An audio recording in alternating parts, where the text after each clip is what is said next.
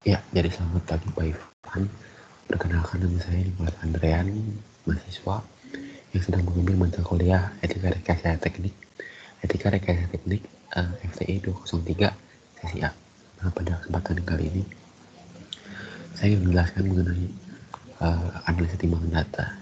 Topik yang saya ambil ini mengenai autonomous car atau self-driving car. Nah, tujuan dari penelitian ini sudah jelas mengetahui nih apa sih pendapat masyarakat gimana sih tentang uh, dampak positif dan juga dampak negatif dari autonomous car ini sendiri. Nah, sebelumnya kita harus cari tahu dulu nih, apa sih autonomous car itu. Nah, autonomous car ini biasa kita kenal juga sebagai self driving car. Self driving car ini memiliki arti yaitu kita sebagai manusia nggak perlu lagi nih mengemudi kan mobil untuk berpindah tempat. Jadi teknologi ini mengusung mobil yang dapat mengemudikan dirinya sendiri. Secara garis besar seperti itu. Nah, dari teknologi ini tentunya menarik banget dan dapat berguna nanti ke depannya. Mungkin dapat berguna banget. Tapi sebelum itu kita harus analisa dulu nih. Kira-kira dampak apa saja yang bisa diberikan dari teknologi autonomous car ini. Dampak positif dan juga dampak negatifnya apa aja. Nah, pada kesempatan kali ini saya sudah membagi 4 dampak positif dan juga 4 dampak negatif dari autonomous car ini sendiri. Nah, sebelumnya kita bacain dulu satu-satu dampak positif dan juga dampak negatifnya. Yang pertama, dampak positif pertama itu dapat memudahkan pekerjaan manusia. Yang kedua, dapat menghemat bahan bakar kendaraan itu sendiri. Yang ketiga, dapat mengurangi risiko kecelakaan lalu lintas. Dan yang keempat, dapat membantu mencari rute perjalanan yang terbaik. Untuk dampak negatifnya, dapat mengurangi lawan pekerjaan yang ada. Karena ini dibilang kendaraan, jadi contohnya itu supir, dapat mengurangi lawan pekerjaan supir. Yang kedua, dapat membuat manusia semakin malas. Karena dengan adanya teknologi ini, jadi buat pergi aja nggak perlu nyetir, jadi makin males. Kurang lebih seperti itu. Berikutnya ada dapat menimbulkan kecelakaan nih. Karena ini berbasis software server gitu ya.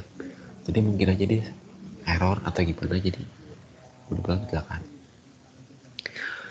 Dan yang keempat itu dapat menimbulkan kemacetan karena makin banyak orang yang punya mobil tapi nggak perlu bisa untuk mengemudikannya. Nah, berikutnya ada hasil survei. Hasil survei ini saya buat dengan penyebar Google Form yang disebar ke kriteria minimal itu 20 orang. Pada kesempatan kali ini yang mengisi itu ada sebanyak 22 orang. Jadi saya bagi menjadi 2 bagian, yaitu pertanyaan dampak positif yang ada 4 tadi dan 4 pertanyaan dampak negatif. Jadi bagi 2 sesi gitu. Nah, sekarang kita masuk ke pengolahan datanya nih. Nah, pada kesempatan kali ini saya bakal jelasin salah satunya aja untuk penyebarannya. Jadi bakal jelasin tentang dampak positif satu, tapi untuk datanya nanti tetap ada semua di PowerPoint ini mengenai hasilnya ya. Cuma ini jelaskan caranya cuman satu aja. Nah, sekarang dampak positif satu. Nah, ini pertama itu ada pemaknaan. Pemaknaan itu ada 11 bagian. Mulai dari SPM sangat banyak menolak, PM itu banyak menolak, M itu menolak, SM itu sedikit menolak, SSM itu sangat sedikit menolak, N atau R itu netral atau ragu-ragu, SS itu sangat sedikit setuju, S itu sedikit setuju, S itu setuju, BS itu banyak setuju, dan SB sangat banyak setuju. Untuk bobot data atau BD di sini itu sudah sesuai ketentuan. Jadi mulai dari 5, 4, 3, 2, 1, 0, 1, 2, 3, 4, 5 ini udah ketentuan. Nah, untuk frekuensi di sini akan berubah-ubah karena kita ini sesuai dengan data yang kita miliki. Nah, di sini saya memilih sesuai dengan hasil survei yang ada. Jadi misalnya di sini ada sangat sedikit setuju ada 1, sedikit setuju ada 2, ada 4, setuju ada 8, banyak setuju ada 3, dan banyak setuju ada 6. Untuk data DJ-nya itu kita mengalihkan bobot data dan frekuensi. Jadi 5 kali 0, 4 kali 0, 3 kali 0, 2 kali 0, 1 kali 0, 2 kali 0, 1 kali 1, 2 kali 4, 3 kali 8, 4 kali 3, dan 5 kali 0. Nah, berikutnya ada data. Data ini sama kayak data DJ, isinya sama. Nah, di sini bobot timbangan dalam persen itu juga sudah diketahui. Minus 7,5% sampai 7,5%. Nah, di sini kelipatannya 1,5. Jadi untuk kebagian berikutnya itu sisi 1,5. Nah, untuk D kali BT-nya sama kita mengalihkan data D dengan bobot timbangan dalam persen. Nah, total itu ada 1K2, simbolnya 1K2. Total itu kita menjumlahkan sigma D kali BT. Di sini kita dapat total sigmanya itu 4,305 atau kita bulatkan ke atas setara dengan 4,4. Nah, kemudian kita harus mencari rata order 1 dan rata order 2. Nah, di sini sigma satunya itu isinya sama seperti data DC. Jadi D1 sampai D11 itu isinya sama. 0 sampai dengan 30 untuk dampak positif satu ini. Nah, untuk sigma 2-nya kita menjumlahkan dari atasnya. Nah, misalnya yang untuk yang pertama itu D1 itu 0 karena atasnya 0. Nah, yang berikutnya D2 itu berarti 0 karena jumlah D2-nya itu 0 ditambah dengan sigma 2 yang bawah. Berarti ada 0 tambah 0, 0. Nah, berarti itu malah berisi dari yang D7. 1 tambah 0, 1. Nah, berikutnya D8 itu kan ada 8, berarti 8 tambah 1. D9 itu 24 tambah 9. D10 itu 45 tambah 12 tambah 33, sorry. Tadi terakhir 30 tambah 44, 75. Nah, rata udah 1 kita dapetin dari bagian yang jumlah yang paling terakhir itu 75 dibagi dengan total data T-nya. Sekarang tadi ada 11 kan, berarti 75 bagi 11. Di sini kita dapetin 6,82.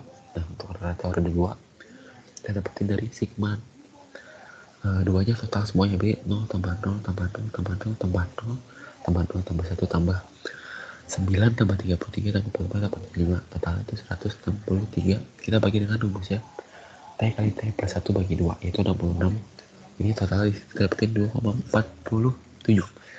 Nah, kita kurangin dari rata order 1 dan rata order 2-nya, kita cari selisihnya.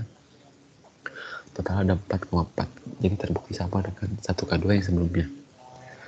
Berikutnya ada tabel bukti pembuatan linear. Ada dalam bentuk biasa dan dalam bentuk persen. Dalam bentuk biasa itu skalanya bobotnya itu min 5 sampai 5, sisinya 1.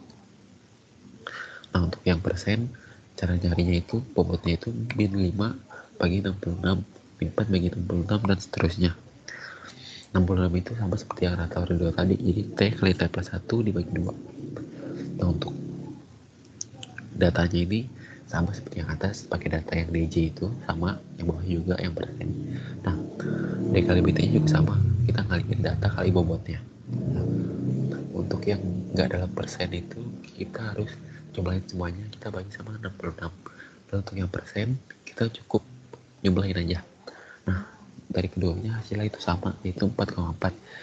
Jadi datanya terbukti sama. Nah, dari sini kita bisa simpulin bahwa datanya itu condong ke kanan.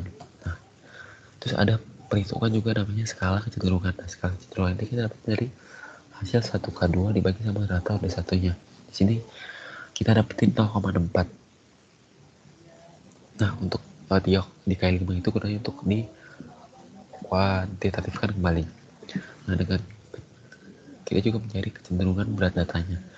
Kita nyarinya pakai tan inverse dari 0,64 dari yang skala kecenderungan tadi. Kita dapetin di sini 32,53 derajat. Nah, untuk yang lainnya juga sama, untuk dampak positif 2 dan seterusnya. Nah, namun di sini ada beberapa yang ada selisih sedikit. Nah, tapi menurut saya pribadi itu nggak apa-apa karena selisihnya itu nggak seberapa, jadi sangat kecil selisihnya. Jadi masih dianggap data saya ini valid. Ini ada dampak positif kedua, dampak positif ketiga, dampak positif keempat, dampak negatif 1, dampak negatif 2, dampak negatif 3, dan dampak negatif keempat. Cara mengenalinya sama seperti yang saya contohkan tadi pada dampak negatif positif pertama. Kemudian cara membacanya itu misalnya tadi kita balik lagi ke dampak positif pertama, misalnya kecenderungan di 3,19. Nah, di 3,19 ini dia cenderung ke sedikit setuju dan setuju. Nah, dia cenderung setuju dan banyak setuju, dia cenderung ke situ. Nah, kalau misalnya data kita punya misalnya 2,5, berarti dia itu cenderung ke sedikit setuju dan setuju. Jadi ikutin ke skalanya pembobotan tadi, pemaknaannya dan bobotnya. Nah, secara keseluruhan kita menjumlahkan semuanya. Nah, cuman untuk Jadi misal tambah positif itu kita jumlahin datanya, frekuensinya. Cara kerjanya sama seperti yang dampak positif tadi. Nah, untuk dampak negatif juga dijumlahin, cuman bedanya ini diputar 180 derajat. Jadi misal frekuensinya harusnya 000 dan terakhir di situ 18. Nah, 18 jadi yang pertama. Jadi 0 itu yang terakhir, ini dibalik. Nah, kemudian baru kita jumlahin totalnya di tabel total dampak positif dan dampak negatif. Nah, di sini kita juga cari rata order 1 dan rata order 2. Caranya juga sama seperti yang pertama tadi yang saya contohin. Kita mencari rata order 1 dan rata order 2. Nah, di sini untuk 1K2-nya kita juga mencari selisihnya rata order 1 dan rata order 2 tadi. Di sini kita dapetin minus 2,86. Nah, berikutnya ada tabel pembuatan linear. Pembuatan linear ini juga sama seperti yang tadi, dalam persen adalah bukan dalam bentuk persen. Hasil sama, terbukti sama, minus 2,86. Kemudian ada skala kecenderungan juga sama, dan derajat kecenderungannya sama. Derajat kecenderungan berat datanya sama. Nah, dari ini kita bisa simpulin nih, datanya condong ke kanan, jadi masyarakat bisa dibilang setuju, kalau lebih setuju dengan yang kita bikin gitu ya. Mereka setuju, mereka rata-rata sih dari data yang saya punya ini mereka cenderung ke setuju, antara sedikit setuju sampai banyak setuju, mereka cenderung ke sana. Nah, berikutnya ada tugas rekayasa kreativitas. Nah, di sini sebagai mahasiswa saya punya ide nih, kita bisa lihat dari autonomous car tadi, mereka punya dampak positif yang berguna, tapi mereka juga masih punya dampak negatif nih. Kalau menurut saya pribadi, poin penting dalam autonomous car ini adalah keselamatan dari pengguna. Nah, maka dari itu, karena autonomous car ini bisa dibilang bisa membuat penggunanya itu tidur ketika mengemudi karena tidak perlu mengemudi lagi. Nah, menurut saya itu cukup berbahaya. Jadi saya membuat sistem di mana setiap 10 atau 15 menit sekali ada sistem atau alarm yang berbunyi. Jadi mereka tuh nggak bisa tidur gitu. Tujuannya apa? Tujuannya sudah jelas, yaitu untuk membuat mereka tidak tidur, supaya safety itu menjadi nomor satu di sini. Karena dengan begitu mereka tetap fokus, bisa tetap walaupun mereka tidak perlu mengemudi, mereka tetap fokus untuk melihat jalan. Karena yang namanya software kita nggak tahu bisa rusak atau enggak, kapan rusaknya atau kapan dia error gitu kan. Jadi si sistem itu cukup penting sih menurut saya pribadi. Menurut saya itu rekayasa kreativitasnya itu menurut saya itu sangat penting. Nah, disimpulkan juga nih, analisa data juga berguna banget nih untuk mengetahui pendapat masyarakat mengenai apapun. Di sini kita teknologi ya, dalam kaca teknologi, dampak positif dan juga dampak negatif yang diberikan. Nah, dari dampak negatif itu kita bisa evaluasi lagi, kita juga bisa gunain lagi untuk analisa data berikutnya. Contohnya misalnya contoh sistem yang saya buat tadi, saya bisa buat dengan analisa timbangan data lagi untuk mengetahui udah menurut masyarakat gimana sih pendapatnya. Jadi secara keseluruhan analisa timbangan data ini sangat berguna untuk digunakan dalam mengetahui pendapat masyarakat. Dari sini sifatnya teknologi. Nah, segitu aja dari saya. Mohon maaf bila ada kekurangan. Terima kasih.